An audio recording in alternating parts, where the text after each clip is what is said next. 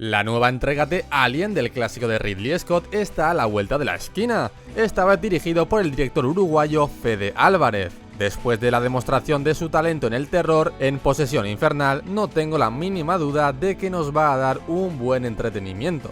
Pero para disfrutar mejor esta secuela hay que remontarnos a finales de los años 70. Por lo que ponte cómodo porque aquí van unos cuantos datos y curiosidades sobre Alien el octavo pasajero.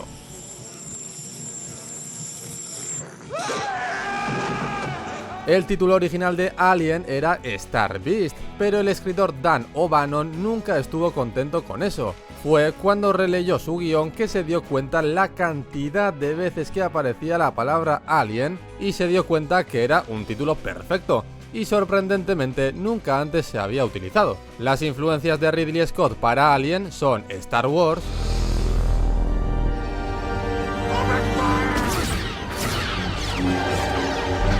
y 2001 Una Odisea en el espacio para los exteriores, y La Matanza de Texas para el tratamiento del horror.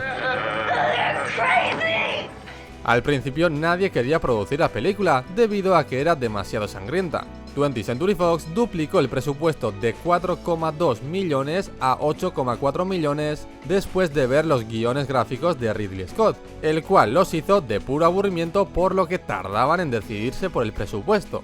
Uno de los guionistas que corrigió el guión lo calificó como tiburón pero en el espacio.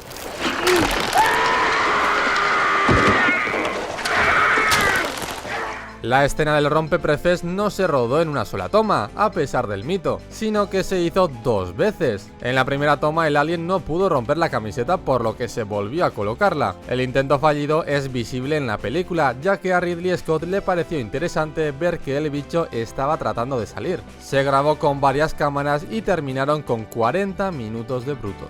Para esta escena John Hurt metió su cabeza, los hombros y los brazos a través de un agujero en la mesa del comedor, conectándose con un torso mecánico lleno de aire y muchas tripas de animales, lo que provocó que aquello oliera fatal. Just to remind myself how many people I've destroyed.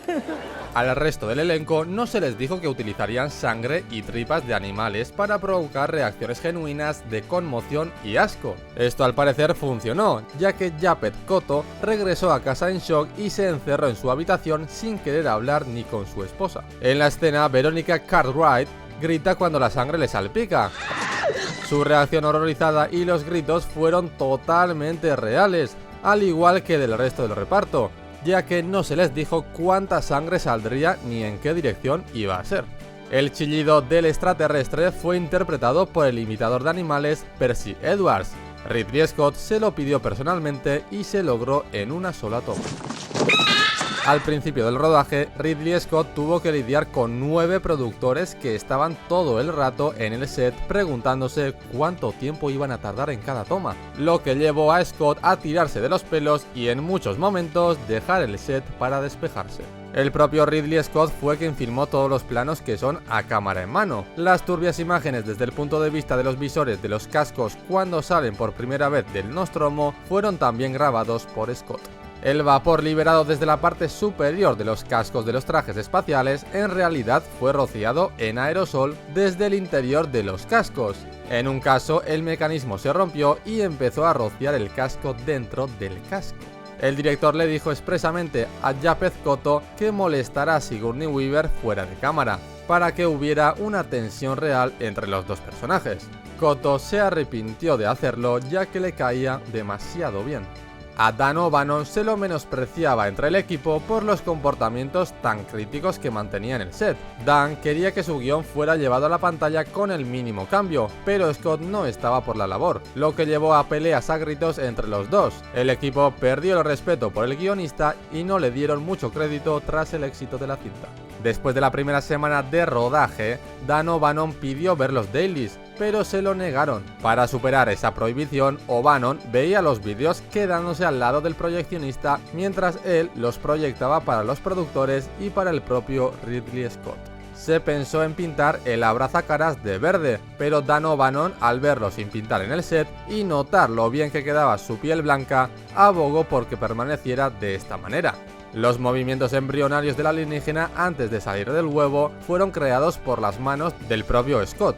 Ripley menciona que el abrazacaras sangra ácido mientras está vivo y teme lo que podría hacer cuando esté muerto. Esto puede ser en referencia a un guión anterior, donde la piel muerta se disolvía y la tripulación no podía tirarlo de la nave antes de que empezara a gotear, comiéndose todo el suelo de la nave. El abrazacaras muerto al que Ash le hace la autopsia se hizo usando marisco, 4 ostras y un riñón de oveja para recrear sus órganos internos. La grabación de esta toma se tuvo que realizar rápidamente, ya que el material orgánico se deterioraba con rapidez debido a los focos.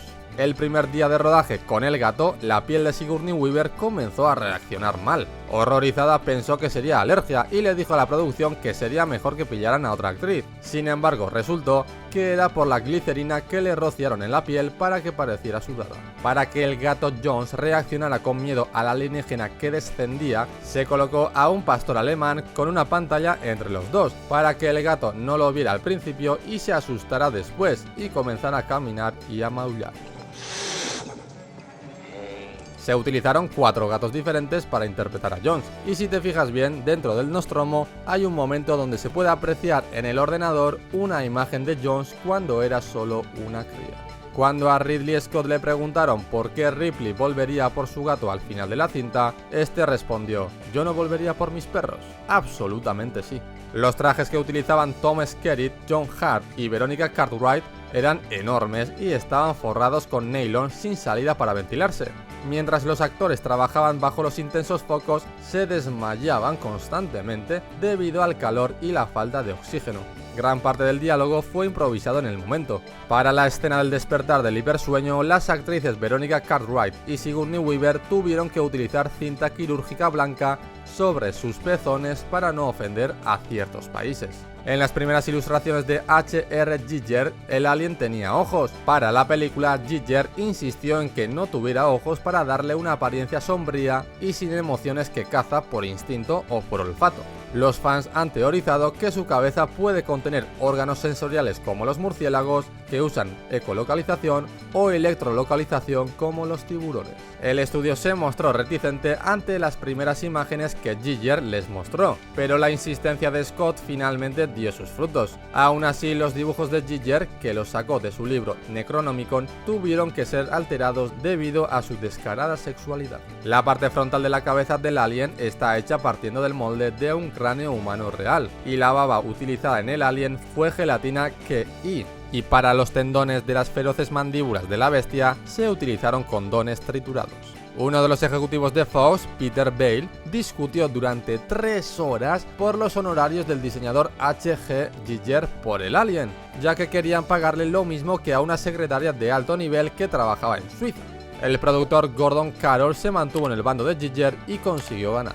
Ridley Scott originalmente quería usar animatrónicos para el alien para que no pareciera un hombre. Lamentablemente la tecnología no había avanzado lo suficiente para lo que quería hacer el director, y aceptó que un actor lo interpretara después de que un director de casting conociera a Bolaji Badejo en un pub. El actor era perfecto por su delgadez y su altura de 2 metros y pico. El actor tuvo que practicar la técnica del tai chi y mímica para poder ralentizar sus movimientos para interpretar al xenomorfo, y durante el rodaje se tenía que sentar en un columpio para que su disfraz no se rompiera, sobre todo por la cola.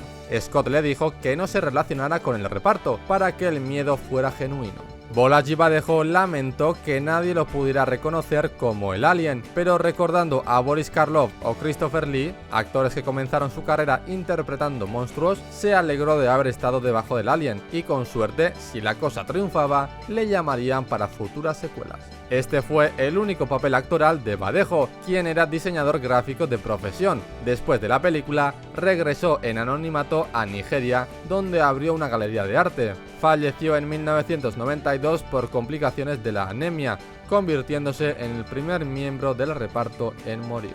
Para la aparición del alien en la lanzadera, el decorado se construyó alrededor de Bolaji Badejo, dándole un escondite eficaz. Sin embargo, salir de su escondite fue más difícil de lo que se esperaba. El traje del alien se rasgó varias veces y en una de las tomas se desprendió toda la cola. Para que el impacto fuera real, cuando el alien apareciera por primera vez en pantalla, no se anunció en ningún tráiler, ni siquiera se los concedieron a Alan Dean Foster cuando escribió la novelización.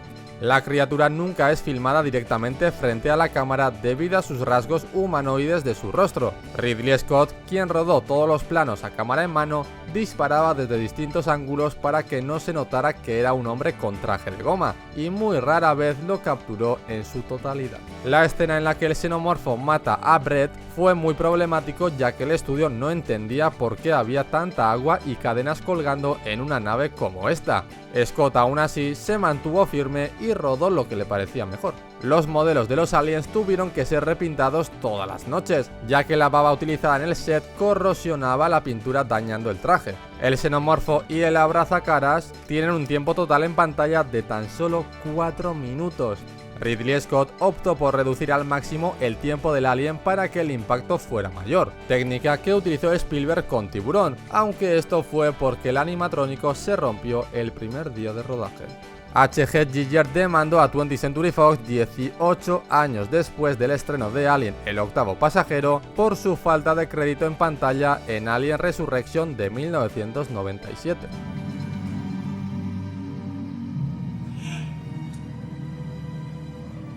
El nombre original del Nostromo era Snark, más tarde se cambió a Leviatán, hasta que terminó siendo el Nostromo que todos conocemos. Se supone que el Nostromo mide 243 metros, mientras que la embarcación que lo remolca mediría en torno a 2,5 kilómetros.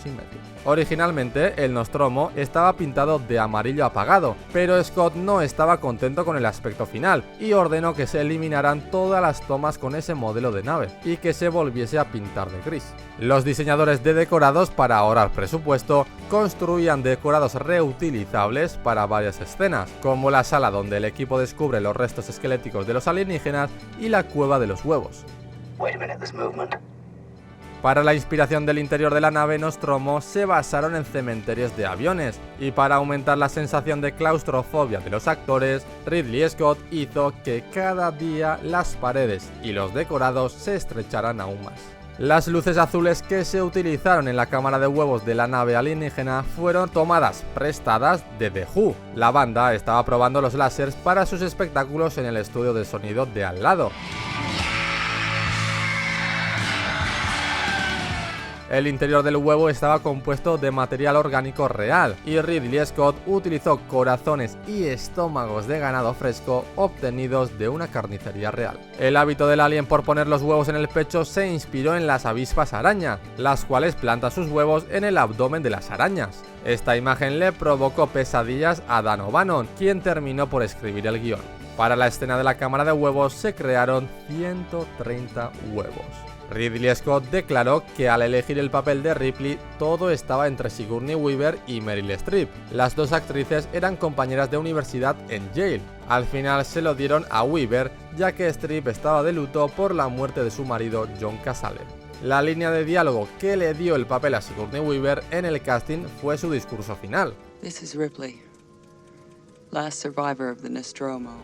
Y al leer el guión, el alien se lo imaginaba como un bicho amarillo gigante persiguiéndola por la nave. Se llevaría una gran sorpresa cuando lo vio realmente. Sigourney Weaver fue la última actriz en ser escogida, y por ello parte de su audición fue rodado en el propio set de rodaje, entre los decorados que se estaban construyendo. Tuvo que correr hacia el set debido al tráfico y llegó con una apariencia acalorada que realmente venía acorde con el personaje. Fue idea de Sigourney Weaver que Ripley tuviera una canción que murmuraba para tranquilizarse: "Tú eres mi estrella de la muerte" de Singing in the Rain, mientras se deshacía del xenomorfo.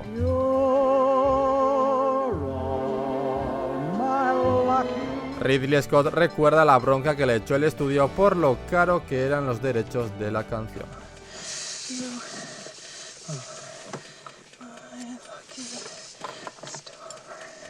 Esta fue la única peli de la saga de Alien en la que Sigourney Weaver no fue la actriz con mejor facturación del reparto. En los créditos, Tom Skerritt apareció en primer lugar, mientras que Weaver en el segundo.